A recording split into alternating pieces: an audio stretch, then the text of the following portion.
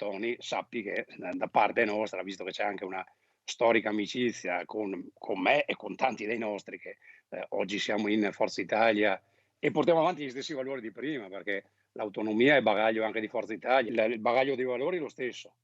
vicinanza alle aziende, vicinanza al territorio, autonomia, federalismo, e quindi se Tony decidesse di venire con noi ne saremo solo che felici, perché appunto è un amministratore di lungo corso e di buoni amministratori c'è sempre bisogno. Pronti ad accoglierlo in Forza Italia, braccia aperte a Tony Darè dopo l'espulsione dalla Lega e stavolta a dirlo è il coordinatore regionale degli Azzurri Flavio Tosi, ex leghista e come Darè espulso dal partito del quale era segretario veneto, ed il terremoto in casa Lega spariglia le carte in vista dei prossimi appuntamenti elettorali con le europee e le amministrative a partire proprio da Vittorio Veneto. Tutti si dava per scontato la candidatura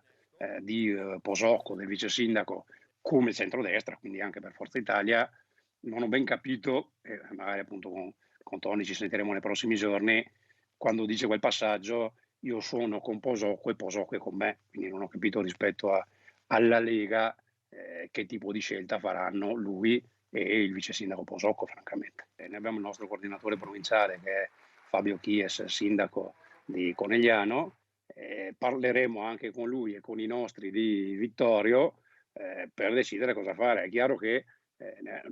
bisognerebbe non prescindere da Tony Darè, perché appunto Tony Darè è la storia della Lega di Vittorio. L'unità del centrodestra vacilla in diversi comuni con i partiti che si preparano a correre divisi o con inedite alleanze come a Bassano, dove Lega e Forza Italia correranno contro Fratelli d'Italia. L'ideale è, ed è quello che stiamo provando a fare,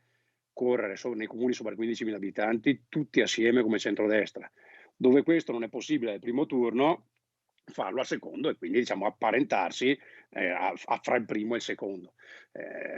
Rovigo è il capoluogo, è l'unico nel quale si va a votare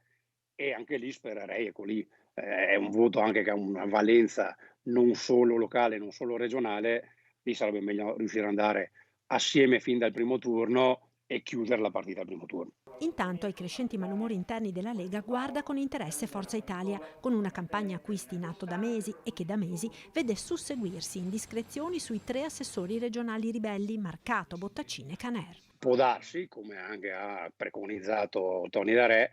che un po' il discrimine sarà il risultato delle europee dell'8 e 9 giugno. Può darsi che appunto le europee